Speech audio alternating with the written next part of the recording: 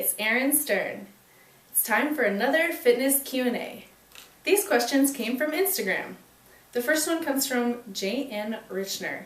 She asks, what is the most effective way for females to train for pull-ups? Well, I think as women, we're not as strong in our upper body, so it's important to increase the frequency of pull-up training if that's one of your main goals. One of my favorite, actually two of my favorite exercises are plank pull-ups on the Smith machine. So you'll set the bar to about hip height and keep your body in an absolute plank and work on doing pull-ups that way. The second would be single arm pull-ups on the assisted pull-up machine. And it's a great way to kind of even out any imbalances that you might have. And a lot of times we're stronger on our right or left side, so it's important to make sure we're equally as strong.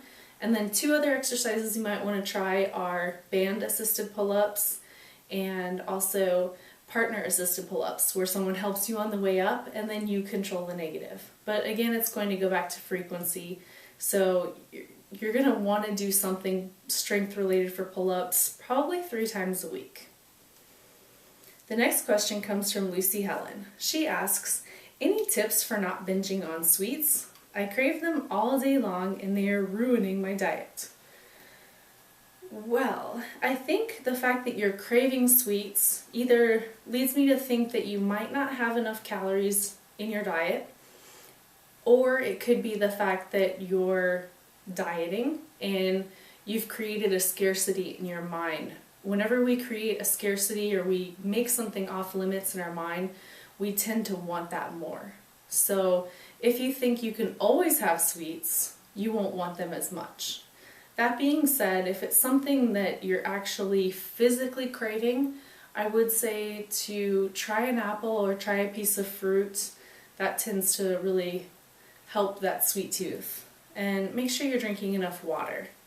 That's something that a lot of times we mistake hunger for thirst.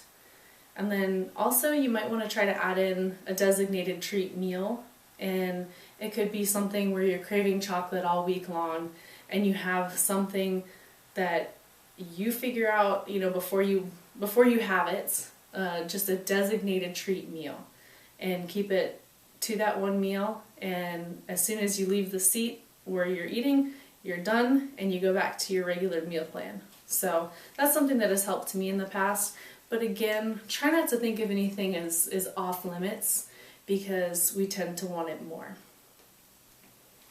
The next question comes from BellaFlow1275. She asks, I was wondering how you deal with being bloated on your off season versus competition season. Well, Bella, I think it's a matter of perspective. So I used to look at my off season as being fat or bloated, and I used to get really down about it, when in fact I was really 8 to 10 pounds off of stage weight. And that's normal. We don't want to walk around. We can't walk around at contest lean year round. It's just not healthy for us as women. So the way I look at it now is the increase of carbs that I'm taking in the off season is going to increase the glycogen stores in the muscle, which means you're going to be holding a little bit more water. And I look at that as being full. So your muscles are full, they're stronger, you're able to lift more weights, you're able to make more gains, which means the next time you get lean, you're going to show off your results from a good off season, a good healthy off season. So again, it goes back to perspective. It's normal and it's healthy. So it's just a matter of changing your self-talk and also kind of changing what you perceive as normal. We do get used to those contest abs, but they don't last year round. The next question comes from Adias Imaginarium. Is one of your goals still to run a marathon? How would you balance running and lifting if you did? I think the farthest that I've run is 800 meters. So, and I like to do sprints. So no, my goal is not to run a marathon. And I think your goals should be in line with your lifestyle and with your other goals. So if I did choose to run a marathon, I would realize that I wouldn't be able to maintain muscle.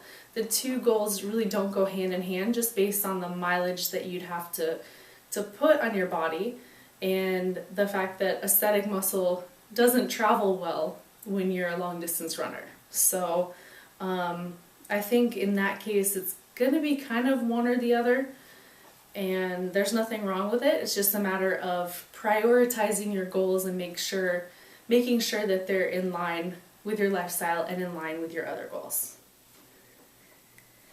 Miss Pump and Run asks, how often should I change up my workout routines?